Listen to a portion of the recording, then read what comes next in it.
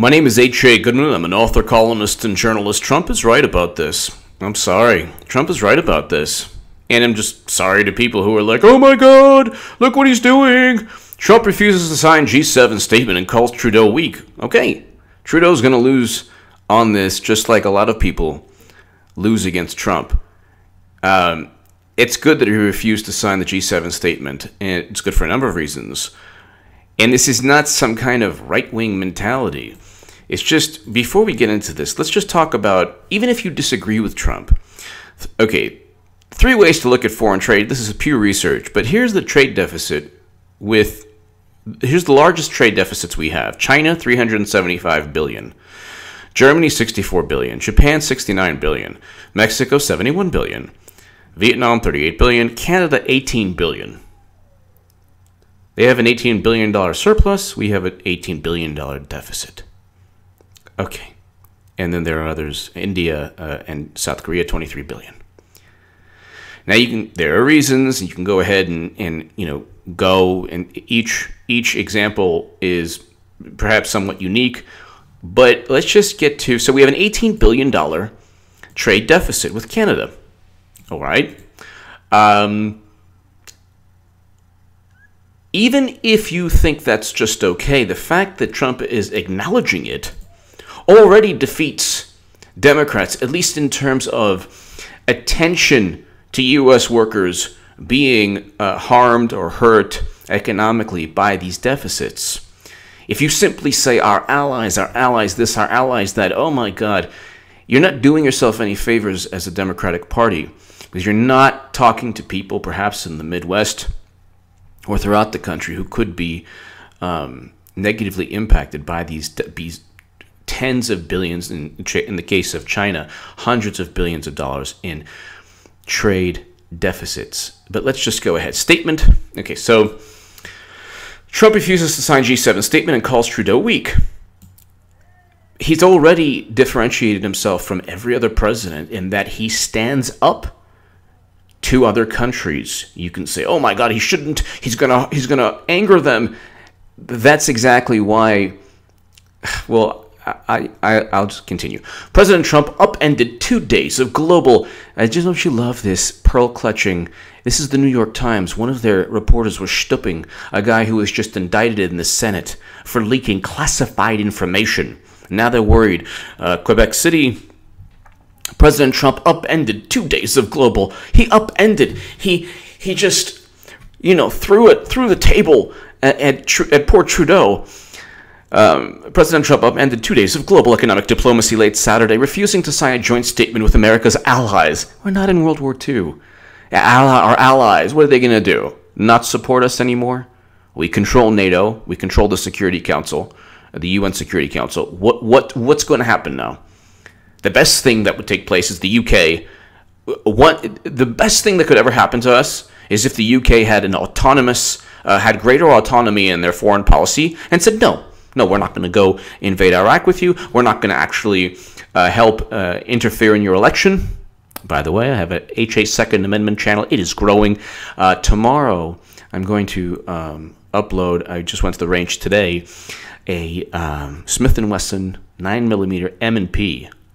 It was best grouping thus far, 20 feet away.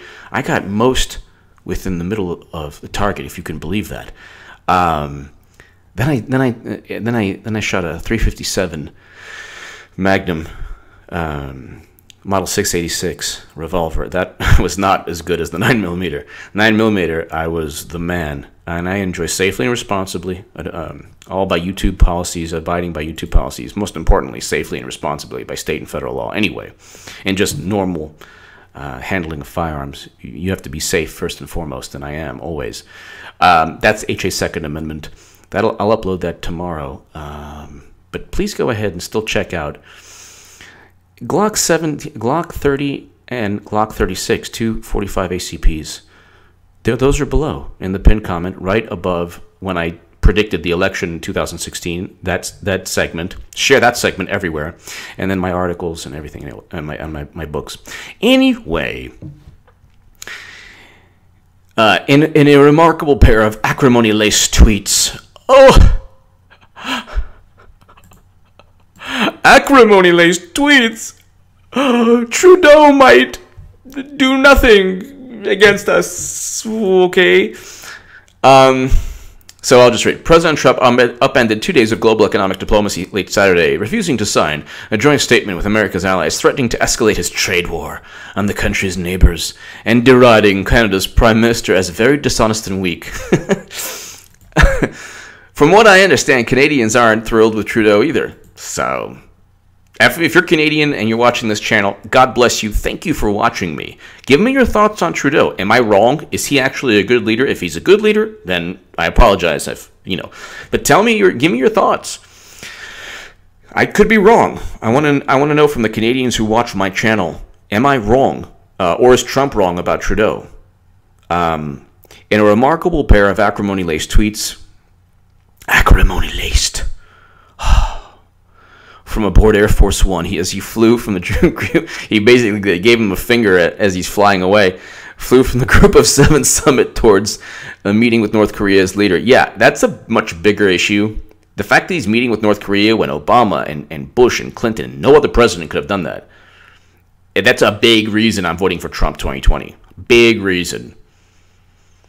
You give him the progressives who still watch me, and I thank you and God bless you. Please give him credit for that. That's much more important than the G7. And yeah, and put Russia back in the G8. Make it G8. Put Russia back. Okay? Better for global security. Anyway, he accused the Prime Minister who hosts the 7th Nation gathering of making false statements, literally moments after Mr. Trudeau's government proudly released the joint statement, noting it had been agreed upon by all 7 countries. Mr. Trump blew apart the veneer of cordiality that had prevailed throughout the... This is no offense to the writers here, no offense to the New York Times. This is just no offense at all, but let's get real. The veneer of cordiality. Yeah, the veneer. It was just the coating, the shine, the veneer of cordiality that had prevailed throughout the 2 days of meetings. Based on Justin's false statements in his news conference. Justin... He calls the guy his first name, but based on Justin's false statements at his news conference and the fact that Canada is charging massive tariffs to our U.S. farmers, workers, and companies, I have instructed our U.S. representatives not to endorse the communique as we look at tariffs on automobiles flooding the U.S. market, Mr. Trump wrote. A few hours earlier, Mr. Trudeau said the 7 nations had reached broad agreements. So... this is good. Very good. Very good. Trade deficits are not a great thing. You don't want a trade deficit, but also there are more issues. We have an $18 billion trade deficit with Canada. Let's just go ahead. There is an article in Fortune I wanted to read. Okay. On trade deficit with Canada, Trump guessed right. Well, it's like you could never give him the benefit of the doubt that he's actually intelligent. He guessed right. Everything's a guess. This is written in March of 2018. But guessed right, and media was too quick to pounce. Here's this article is below. It's in Forbes, I should say, Forbes magazine, and it's not only talking about the trade deficit. It's talking about the reasons why Trump is right to be addressing the issue in terms of U.S. farmers. Hold on. What the heck? Okay, so let's go down a little bit. All right, so we can debate whether Trudeau... Okay, so we can have a debate about whether the President of the United States should know whether we have a merchandise trade surplus or deficit with a nation that for all but the last few years has been our number 2 trade partner. Okay, again, whether a nation is your number 1 or number 2 trade partner, that shouldn't stop you from addressing a trade deficit or, some intellectual property with China. These are You address these things just because you might anger somebody. Oh my God. It's like, whatever. We can debate whether Trudeau was being intentionally deceptive in suggesting the United States has a surplus with Canada, and that's not true. When he almost certainly does, or should know the United States has a merchandise trade deficit with China. Here are the facts. The United States has had a merchandise trade deficit with China every year for more than a quarter century. So how is that good? It has been as high as 78 billion in 2005, as low as 8 billion in 92, and in 2017 it stood at 17.5 billion. Okay, so we haven't had a trade surplus. They've had a surplus with us for 25 years, over 25 years. Okay. Should it not be addressed? What's Canada? What's any country going to do? This is just that's what diplomacy is about. Diplomacy is not about, oh, well, you don't want to anger them. You want to address the issue. And by the way, whatever. Okay. So that article's below. So for 25 years, we've had a trade deficit with Canada. All right. But what about, there's this one article I was looking at. Dairy farmers.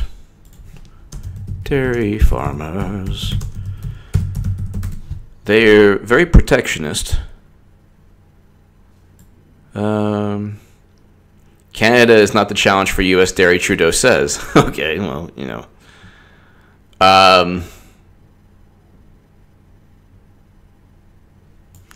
hold on one second. Dairy farmers. Canada protection.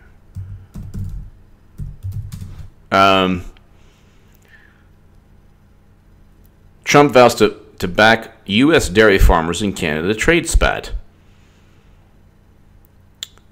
And here, January 20th, why is Canada jeopardizing NAFTA to protect 13,500 farmers? This is from a Canadian publication, Maclean's opinion. Dismantling supply management would benefit. Okay, so the United States has repeatedly indicated that a key tension in NAFTA negotiations is Canada's continuous protection of dairy, poultry, and egg producers. Okay, so if you have protectionist policies, this is a Canadian publication, Maclean's.ca. These protectionist policies, known as supply management, were also an irritant in the Trans-Pacific free trade negotiations. The question for Canadians is why broad trade agreements, which benefit almost all Canadians, are being jeopardized to continue to protect a small subset of farmers in Canada. I don't even blame Trudeau. I don't blame Canadians for protecting their farmers. That's what they should do. But at the same time, we have to protect our farmers. So it's an issue of contention. This is something that Democrats don't get. They're going, this is even, so the article is below. They engage in protectionist policies. Not free trade. Not free trade. When China dumps steel, not free trade. And so it's good for, when Trump addresses these issues, that's a good thing. He wins swing states when he addresses these issues. When Democrats says we can't, we have to, our allies, they're not fooling anyone. Supply management is a set of government-imposed production quotas and structured prices. Not good. That actually is, if you want to say, like, that's what used to take place in the former Soviet Union. Not good. Government-imposed production quotas and structured prices? That's not good. To limit domestic supply while impeding consumer access to foreign imports through high tariffs. So how do you not address this if you're Trump? This is, again, a Canadian publication. They protect their farmers, and it hurts our farmers. Okay. A more recent analysis calculated the annual grocery bill for lower-income families was $339 higher in Canada because of these protectionist policies. They're not helping, the working class of Canada by, Okay, so Donald Trump says U.S. will not stand for Canada's action on dairy farming. This is in April of 2017. Canada has made a business of has made business for our dairy farmers in Wisconsin and other poorer states very difficult. We will not stand for this. Watch. Okay, so I just explained in a Canadian publication the protectionist policies, which are not free trade, not free trade. When people say Trudeau is the opposite of Trump, then why is he engaging in protectionist policies? Okay, we don't have the same policies for our farmers. We don't have like a central planning type of dictating prices and dictating output and all that stuff. Canada maintains a high tariff on imported dairy products. Well, why is that? I thought NAFTA should have taken care of that, which dissuades American dairy farmers from selling many of their products in the country. So their dairy farmers can, or it's probably not just dairy. This is just dairy farmers. So their dairy farmers have the United States as a place to sell their products, and our dairy farmers do not. So the dairy farmers in Wisconsin can't trade with their closest, the country right across the border, because the country right across the border engages in the antithesis of free trade policies regarding that sector of their economy. So Trump was right. If you disagree with him in terms of trade war, he's right about addressing the issue. At least give him that. Give me your thoughts below. These segments are below, and I'll be talking more about this. He was right about the steel tariffs too. And again, negotiating is not. He doesn't have to keep them forever. You impose the tariffs and let the other country think. Because if they're engaging in dumping steel or protectionist policies for certain sectors, then we retaliate peacefully and economically. Then they rethink, and then we have a better situation. That's just basic negotiation, not this pearl clutching. Oh my God, Trudeau is upset with us. What are we gonna do? The Canadians are upset with us. Nothing's going to harm our relationship with Canada or the UK or other nations that we're very, very close to. Okay, nothing's going to, especially Canada and Mexico. Those two are the safest countries on the planet. In terms of foreign invasion. Anyway, give me your thoughts below. Share this segment everywhere. Trump is right. And again, this is a good thing. One good reason to vote for Trump in 2020. Very good reason. Give me your thoughts. Give me your thoughts. Thank you so much. I can read this. Give me your thoughts. Thank you so much for listening. Definitely check out HA's Second Amendment below. And also, tomorrow, look out for my M&P, Smith & Wesson M&P 9mm. I try that out. It's going to be a great segment because the grouping is the best thus far. I mean, I'm 20 feet away. I'm hitting the target really dead center in a safe and responsible manner. It's awesome. And then after that, I'm going to do the 357 Magnum. Not as good at all. Not proud of that grouping at all. At all. Anyway, but the M&P Smith & Wesson, amazing. Give me your thoughts below. Share this segment everywhere. Hit subscribe right now. H.A. Goodman, YouTube.